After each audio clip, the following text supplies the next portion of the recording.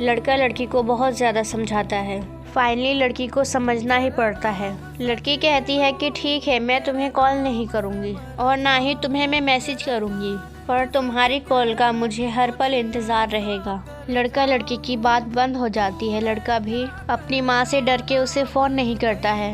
1 दिन, 2 दिन, 3 दिन, 4 दिन लड़की के ऊपर ऐसे गुजरते हैं जैसे सदियां गुजर रही हैं। वो बार बार लास्ट सीन चेक करती रहती है। ना ही वो व्हाट्सएप पे कॉल कर सकते थे, ना ही वो नॉर्मल कॉल कर सकते थे। उसकी माँ पूरी नज़र रखी हुई थी, इसलिए वो कॉल नहीं कर रहा था। और लड़की यहाँ पे बेचैन होती जा रही थी। तहज्जुद की नमाज पढ़ती, दुआ करती, सजदे में दुआ करती, या अल्लाह मेरी उससे बात करा दे, हम दोनों को मिला दे। हर पल उसकी ज़ुबान पे यही रहता कि उससे बात हो जाए। 4 दिन के बाद उस लड़के की कॉल आती है। लड़की फ़ोन उठा के बोलती है कि कहाँ थे 4 दिन से, क्यों मुझे फ़ोन नहीं किया। लड़का कहता है कि मैं कितनी परेशानी में हूँ मैं तुम्हें नहीं बता सकता, मैं खुद तड़प रहा हूँ तुमसे बात करने के लिए, मैं कैसे समझाऊँ तुम्हें। लड़की कहती है ऐसे तो नहीं होगा, मैं नहीं रह पा रही हूँ तुम्हारे बगैर। लड़का बोलता है मैं भी नहीं रह पा रहा हूँ तुम्हारे बगैर, तुमसे बगैर बात किए हम कैसे करेंगे, हम क्या करेंगे। फिर दोनों ने एक तरीका निकाल लिया एक हिसाब से वो बात कर सकें।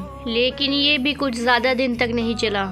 ये भी उसकी माँ ने देख लिया, उसकी कॉल लिस्ट चेक कर ली, उसका व्हाट्सएप चेक कर लिया और फिर सीधा लड़की के अब्बू को कॉल लगाई। जैसे ही लड़की के अब्बू का फ़ोन बजा, किस्मत से उस लड़की ने ही फ़ोन उठाया। और जैसे ही उस लड़की ने फ़ोन उठाया, सलाम किया, तब उसकी माँ ने उसे इतनी डांट लगाई कि क्यों कर रही हो, क्यों इतने कॉल कर रही हो, तुम चाहती क्या हो। तुम्हारे अब्बू को, तुम्हारी अम्मी को देना फ़ोन, उन्हें मैं बताती हूँ।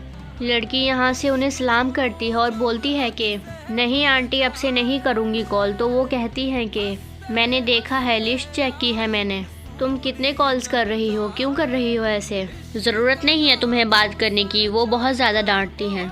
लड़की बहुत ज़्यादा रोती है और रोते रोते लड़के को कॉल करती है और बोलती है कि तुम्हारी माँ का कॉल आया था, उन्होंने कॉल की थी अब्बू के नंबर पर, किस्मत से मैंने ही फ़ोन उठाया था और मैं तुमसे अब बात नहीं करूँगी।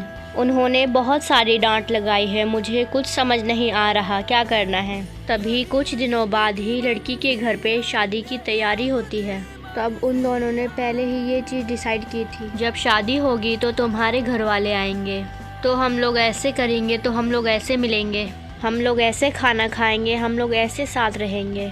उन लोगों ने ऑलरेडी बहुत सारे प्लान बना के रखे थे, लेकिन अभी वो सारे प्लान धरे के धरे रहने वाले थे, क्योंकि उसकी माँ को जब ये सब पता चल गया तो उन लोगों के आने का कोई ज़्यादा चांस नहीं था। लेकिन फिर भी इन दोनों ने उम्मीद लगा रखी थी कि शायद वो लोग आएंगे। लड़का कहता है कि मुझे भी कुछ समझ नहीं आ रहा, मैं फिर भी कोशिश करूँगा अपनी माँ को मनाने की। ठीक है, हम कुछ दिन और बात नहीं करते हैं। और यहाँ पे लड़की के घर में शादी की तैयारी शुरू हो जाती है। लड़की बहुत उदास रहती है, कोने कोने में जाके वो रोने लगती है। लेकिन क्या करें, मेहमान घर में होते हैं तो वो ठीक से रो भी नहीं पाती है। उसकी बहन को सब पता होता है। वो उसे बोलती है कि देख, अगर वो सच्ची मोहब्बत करता है तुझसे तो वो ऐसे नहीं करता, वो अपनी माँ को मना लेता। चल अब छोड़, भूल जाओ उसे, उसके बारे में नहीं सोच ज़्यादा। लेकिन ये क्या करती, दिल के हाथों मजबूर थी।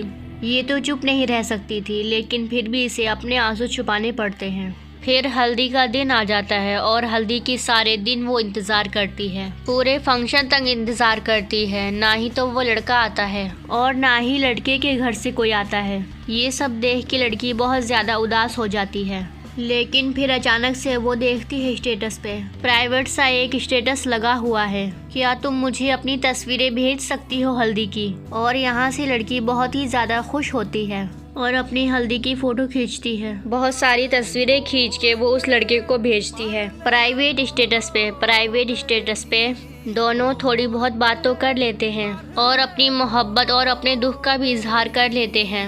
लेकिन अब होना क्या था, उसके अम्मी अब्बू को भी पता चल जाता है। उनके घर वाले कॉल करके बोलते हैं। उसके अम्मी अब्बू बहुत परेशान होते हैं। उसकी अम्मी उसे बहुत डांटती है और कहती हैं कि तूने इतना बड़ा काम किया, क्यों किया ऐसे, घर वालों की इज्जत के बारे में नहीं सोचा।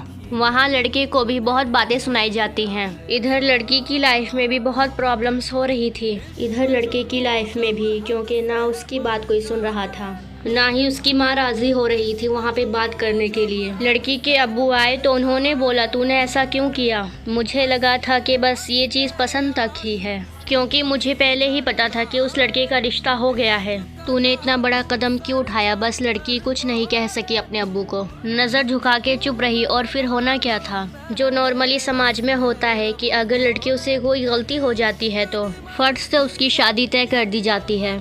यहाँ पे लड़की के लिए लड़के देखने शुरू हो गए और लड़के देखने देखने में लड़का मिल भी गया।